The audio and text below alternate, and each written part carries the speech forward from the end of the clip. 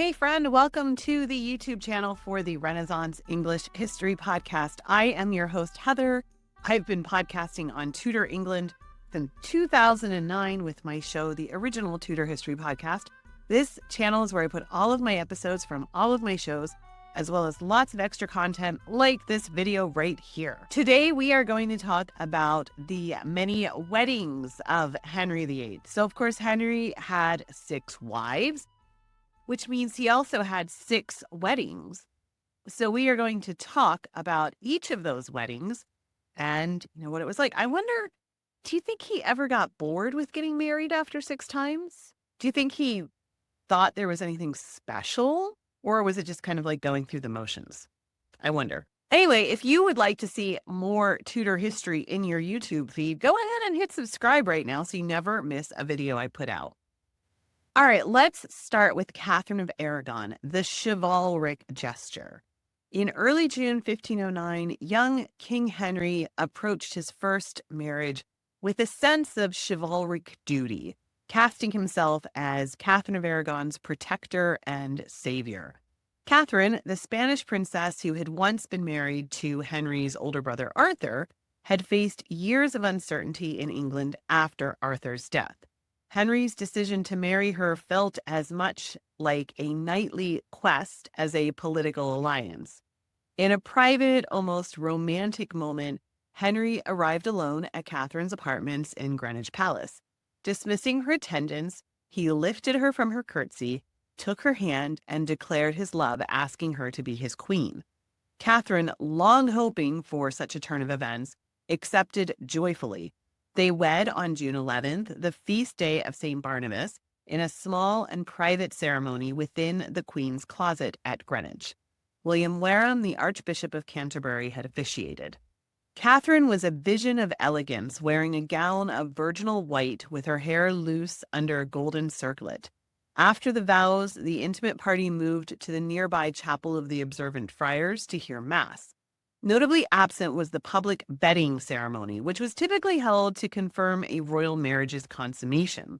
Though the couple retired privately, Catherine's swift pregnancy quelled any doubts about the union's legitimacy. On June 15th, she made her first appearance as the Queen of England, a role she embraced with dignity despite the tumult that lay ahead. Then we have marriage number 2, Anne Boleyn, the secret marriage. And Henry's marriage to Anne Boleyn reflected an entirely different spirit. Years of fervent courtship, Anne's insistence on marriage, and Henry's break with the Catholic Church had culminated in a union wrapped in secrecy and political defiance. Their first ceremony was held in Dover in November of 1532, right after they returned from their trip to France to Calais. I just did a members video on what went down in Calais with Henry and Anne. So if you join this channel, you get access to all of the members videos, including that one. So this initial wedding, conducted privately while Henry was still technically married to Catherine, was little more than a desperate attempt to legitimize Anne's standing and any potential children. However, with Anne now pregnant, Henry felt the need for a second, more formal wedding. On January 25th, 1533, in the early morning hours, Henry and Anne wed again, this time at Whitehall Palace. The officiant was Dr. Roland Lee. Roland Lee was likely informed of the very high stakes. Anne was pregnant now, and this required swift action to secure the child's legitimacy. Anne wore her hair loose, dressed in luxurious fabric befitting her new status, while Henry radiated a triumphant confidence.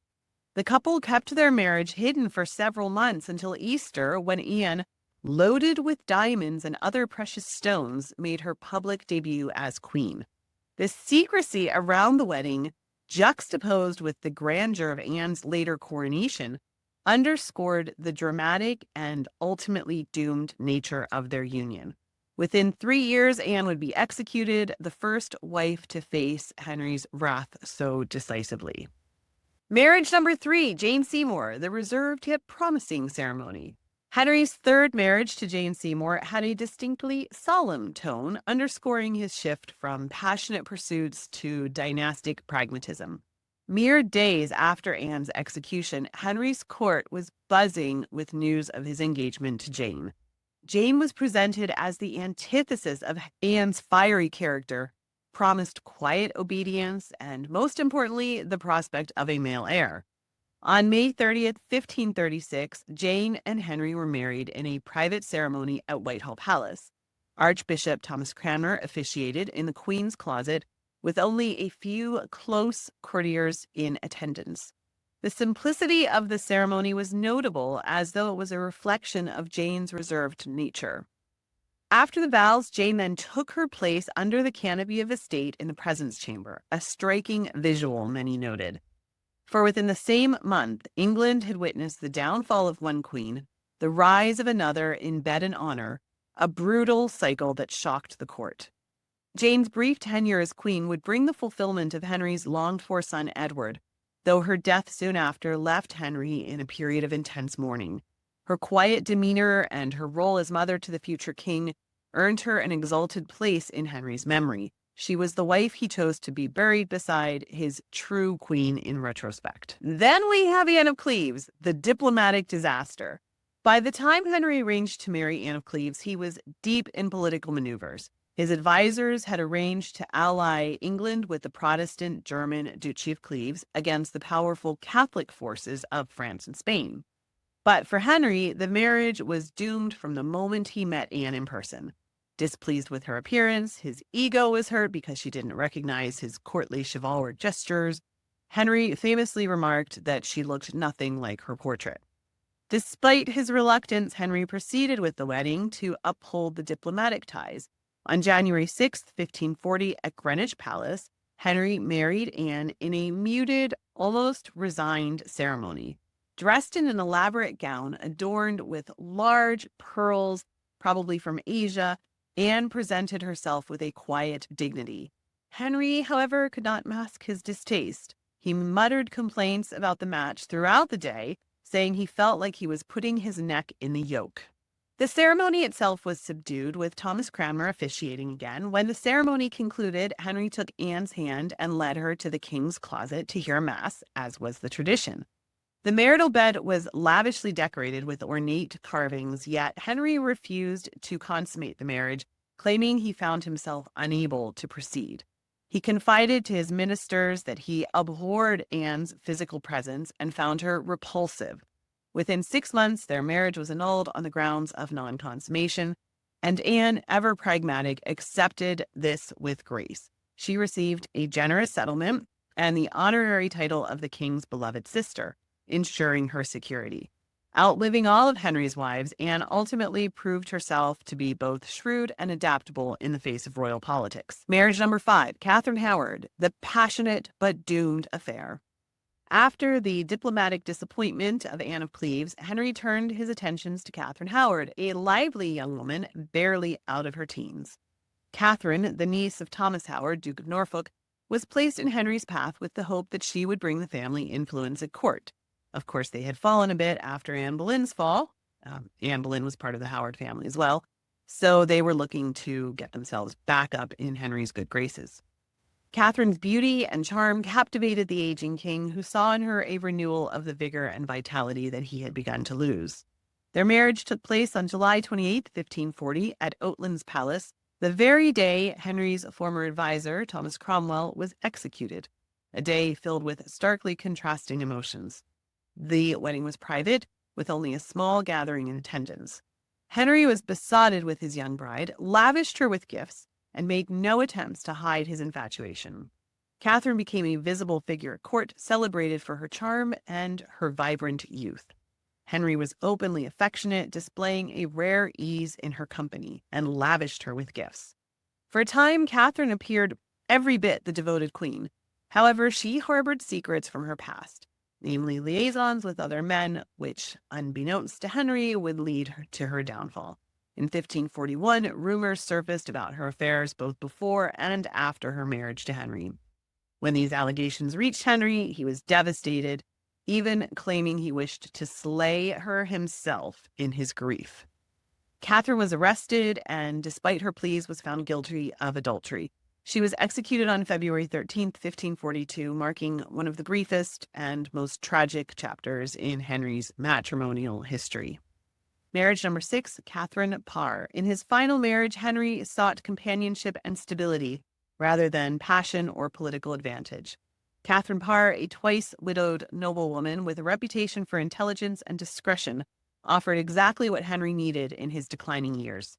Catherine was practical, nurturing, deeply religious, with a strong commitment to the Protestant faith that appealed to Henry's increasingly reformist leanings. Henry found her presence comforting, and soon she became both his queen and his caregiver, although that whole idea of Catherine as just the nurse, she was a lot more than that, right? But she is often remembered as being his caregiver in his decline. On July 12, 1543, Henry and Catherine were married at Hampton Court in a private ceremony. Cranmer officiated once again. I wonder if he was getting tired of this. The guest list was intimate, reflecting the subdued tone of Henry's final union. Following the vows, Catherine took her place under the canopy of estate in the presence chamber, a mark of her new status. Unlike Henry's other queens, Catherine's role was more than ceremonial. She was a confidant, a caretaker, and a trusted regent when he went to war with France. The only other queen to ever be regent was Catherine of Aragon, again when he was at war with France. And Catherine of Aragon led troops, they say, but she was handling things when the troops went to Scotland and had a major battle there. So when Henry embarked on a campaign to France, his final campaign, he appointed Catherine as regent, entrusting her with the governance in his absence, a rare and significant gesture. Catherine's marriage to Henry was not without its challenges. Her outspoken Protestant beliefs clashed with the conservative factions at court. At one point, she narrowly escaped arrest on suspicion of heresy. Yet she managed to smooth over these tensions, remaining by Henry's side until his death on January 28, 1547. Soon after, Catherine would fulfill her own long-held desire to marry Thomas Seymour, Jane Seymour's brother, whom she had been interested in before her marriage to Henry. Tragically, she died the following year after giving birth to her only child, Mary Seymour. These final 3 marriages show Henry's evolving desires and needs as he aged. Each wedding brought its own set of expectations, challenges, and ultimately a unique role for each wife within the tumultuous world of the Tudor court. So before we go, I just want to do something fun. Do you guys know Catherine Holman? She's an artist who makes amazing drawings. She comes to TudorCon and has has a table every year with her work. She puts her stuff on, mugs and cards, and she has an Etsy shop. Anyway, she recently did a crowdfunding campaign to make these Tudor playing cards. And she sent me a package with the Tudor playing cards in. And I just wanted to open it up. It's funny because I was showing Hannah, my daughter, the other day, and she said, "Mom, you should do an unboxing video the next time you do a YouTube video." So I'm not going to do a separate unboxing video for this, but I just wanted to show you. These are the playing cards that Catherine Holman sent me, and I will hold them up there. Well, let me take them out of the package first. I didn't take them out of the package because I wanted to unbox them with you. So these are the playing cards. And they're just regular, 54 playing cards. Oops, they're packaged together. I need scissors because they come all in shrink wrap. There's Thomas Tallis, the Joker. I love that because Thomas Tallis, of course, everybody knows I'm deeply into the music of this period. They call him Teflon Tallis because he managed to survive under 4 Tudor monarchs. And he wrote Protestant music. He wrote Catholic music. He managed to survive under all of that. And he wrote the amazing 40-part motet Spem in Alium, which was a bit of a PR stunt because there was another composer. I did a blog post about it not recently, about 10 years ago, actually.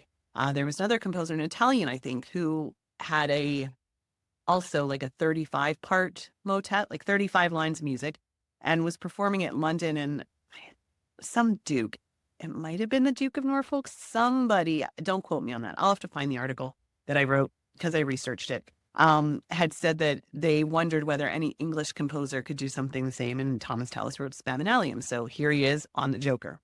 Love that. All right. So these are all the cards. And I will just show you a couple. Let me see. Here's an ace, Elizabeth I. Here's Hampton Court Palace. Oh, I see. And then here's Sidley Castle. So it looks like, oh no, Ludlow Castle. Oh, and then there's Jasper Tudor. I'm trying to see whether they go in any kind of order. Francis Drake, Henry VII. There's Thomas Howard, Mary Stuart, Queen of Scots. They're so pretty. Anne of Cleves, Thomas Cromwell, Anne Boleyn, and Henry VIII as the King of Hearts. That's quite clever. I mean, I don't know if it's fitting or not, but Elizabeth I, Ace of Spades, None Such Palace. So we've got a mix of people. Thornbury Castle, St. James's Palace, Lady Margaret Beaufort, my favorite. I love her.